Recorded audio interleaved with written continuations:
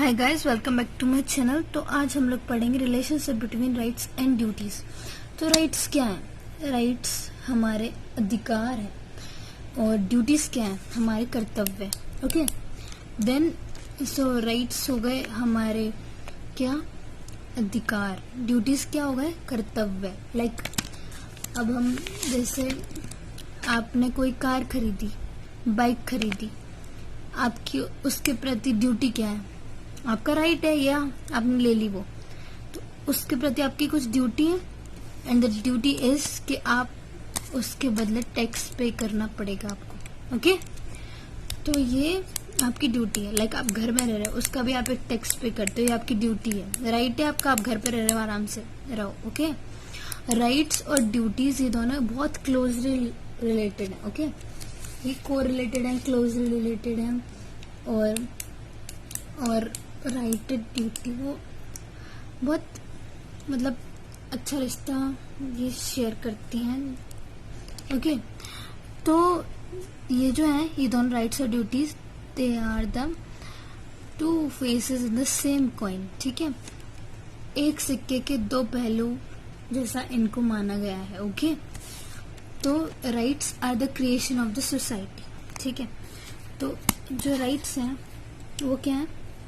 Society के द्वारा बनाए गए। ओके, इसलिए वो सोसाइटी के हित में, therefore they should be related to social welfare. और सोशल वेलफेयर मतलब हमारी ड्यूटीज जो रहती हैं वो सोसाइटी के प्रति, वो मतलब सोसाइटी के हित में होनी चाहिए। ओके, तो the claim of the individual which are inconsistent with the social welfare can not be recognised by society and become rights. अगर कोई क्लेम कर रहा है इंडिविजुअल जो इनकंसिस्टेंट, जो सोसाइटी के हित में नहीं है, और तो वो कभी भी सोसाइटी उसे सुन के उसे मानेगी नहीं, और कभी भी उस चीज को जो वो क्लेम कर रहा है उसे कभी वो राइट नहीं बनने देगी। ओके, तो according this concept right involves duties, क्योंकि राइट्स क्रिएशन ऑफ सोसाइटी है और फिर वो सोसाइटी के हित से रिलेटेड होनी चाहिए। ओके, क्योंकि सोसाइटी ने जब बनाया है तो सोसाइटी का भी कुछ हित होना चाहिए कि नहीं? होना चाहिए। तो इसलिए तो ठीक है, according to this concept right involves duties. Without duties rights can have no meanings. Okay, अगर ड्यूटीज नहीं है तो राइट्स का कोई मतलब नहीं। Okay, rights are given to the individual so that he may be able to discharge his duties efficiently. Rights इसलिए दिए जाते हैं इंडिविजुअल को ताकि वो अपनी ड्यूटीज अच्छे से निभाए एफिशिएंटली। ओके, अब एक कम्युनिटी है, उसमें सारे सिटीजन्स इंटरलिंक्ड और इंटरडिपेंडेंट होते हैं एक दूसरे के ऊपर। तो इसलिए एक लाइन है, what one does affects others. ठीक है, तो एक बंदा जो करता है वो दूसरे बंदे को अफेक्ट करता है। ओके, एक कुछ करता है तो दूसरे पे प्रभाव पड़ता है। Okay, one can enjoy one's right only when they perform their duties well. Okay, अगर वो जब भी कोई राइट्स एंजॉय करेगा जब वो ड्यूटीज परफॉर्म कर रहा होगा वह। Thus one man's rights are other man's duties. एक मैन का right are other man's duties. Like अब मैं यहाँ पे जैसे जा रही हूँ, ठीक है, जा रही हूँ। अब यहाँ पे ये नहीं कि कोई भी आके मेरे को बीच में मेरा रास्ता रोक के आगे खड़ा हो जाएगा, या फिर मेरे जाने के बीच में ये ऐसे कुछ भी, मतलब ऐसा नहीं कि मेरे को रोक लेगा फालतू में, ऐसे कोई नहीं रोक सकता।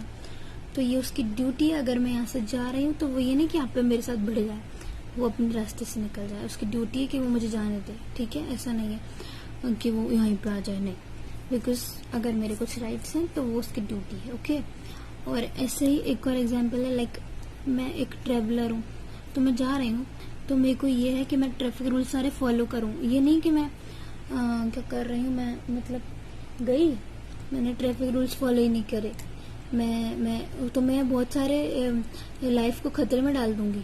तो अगर मेरा राइट है मैं कार चलाना, तो मेरी ड्यूटी ये है कि मैं दूसरों की लाइफ को देखते हुए चलाऊं, कि ये नहीं कि दूसरों को मतलब मार मोर दूं, एक्सीडेंट कर दूं दूसरों का, ये सब नहीं कर सकती मैं, क्योंकि क्या है, मेरी कुछ ड्यूटीज हैं दूसरों के लिए, क्योंकि मेरे अगर राइट्स हैं तो मेरी ड्यूटीज हैं। ओके, तो आप इस एग्जाम्पल से जरूर याद रखिएगा कि अगर आप कार चला रहे हो तो आपको किसी का भी एक्सीडेंट नहीं करना, किसी को नहीं मारना, ट्रैफिक रूल्स को फॉलो करना है। ये आपकी ड्यूटीज हैं कि आप ट्रैफिक रूल्स को फॉलो करें, और आपका राइट है कि हाँ हम कार चला सकते हैं। तो अब हम एग्जाम्पल को पढ़ लेते हैं। For example, if every traveller does not properly abide by the rules of traffic, the life of everybody would be jeopardized. Thus the safety of all demand that everybody obey the rules. ठीक है, इसलिए सबके लिए है कि वो obey करें rules को। These days the scope of the rights which citizens claim from their state is daily expanding. तो बहुत सारे लोग अलग अलग राइट्स को क्लेम कर रहे हैं कि हमें ये चाहिए, वो चाहिए, ये चाहिए, वो चाहिए, ऐसा राइट भी होना चाहिए, ये नहीं चाहिए, वो चाहिए।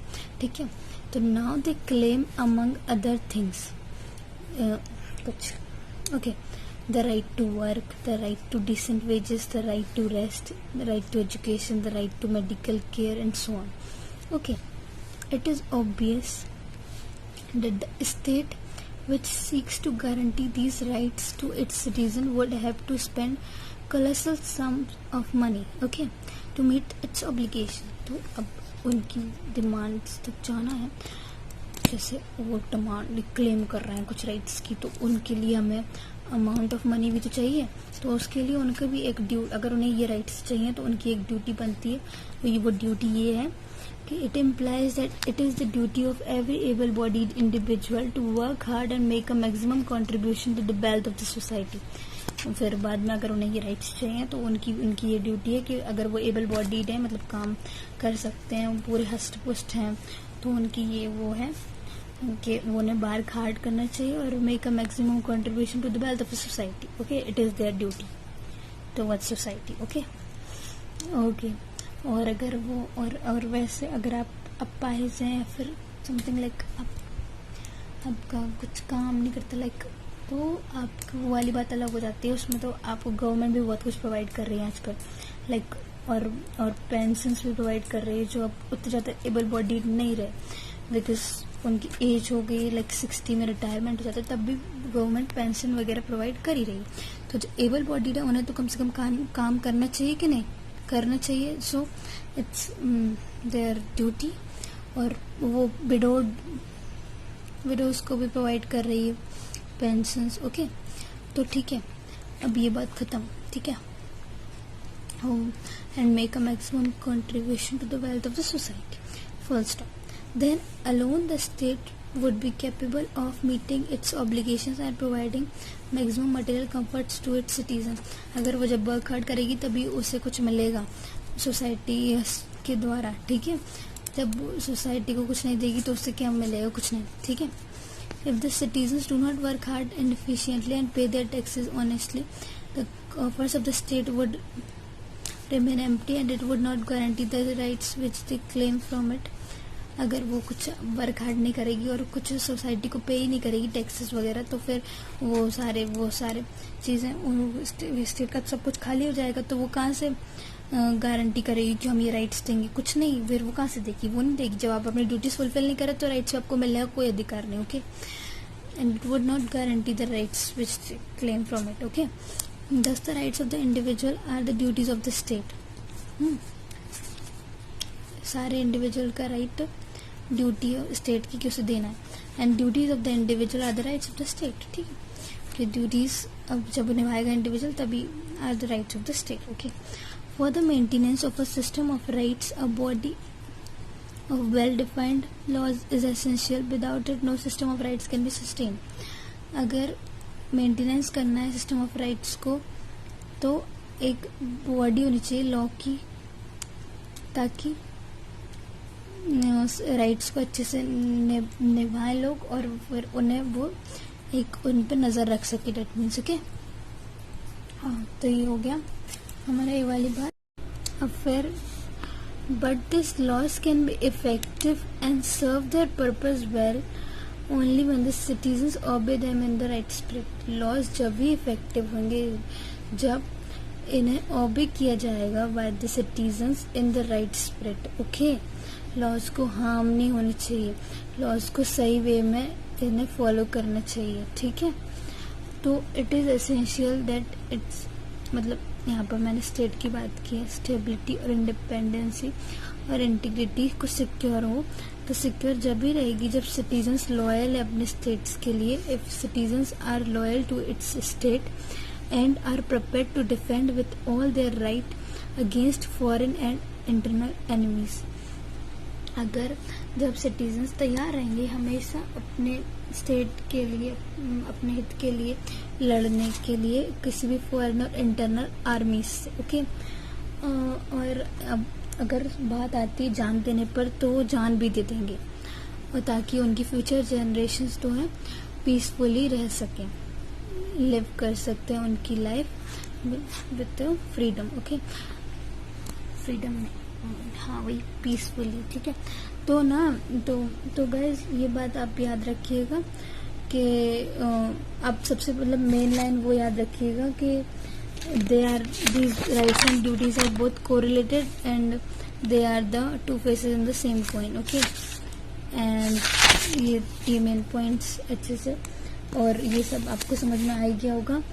तो thank you for watching my video, subscribe to my channel, like कर दीजिएगा वीडियो, कमेंट सेक्शन में लिख के बताइए आप कोई डाउट हो तो, और कोई भी एक्सप्लेनेशन में कोई भी दिक्कत आया हो तो बताइए, और अगर अच्छा लगा हो वीडियो तो प्लीज़ लाइक और कमेंट, और फिर और हाँ, और आपको कोई टॉपिक समझना हो पॉलिटिकल साइंस, सोशियोलॉजी और उसके रिलेटेड इंग्लिश लिटरेचर के, then I am here your guide, so you can write in the comment section below.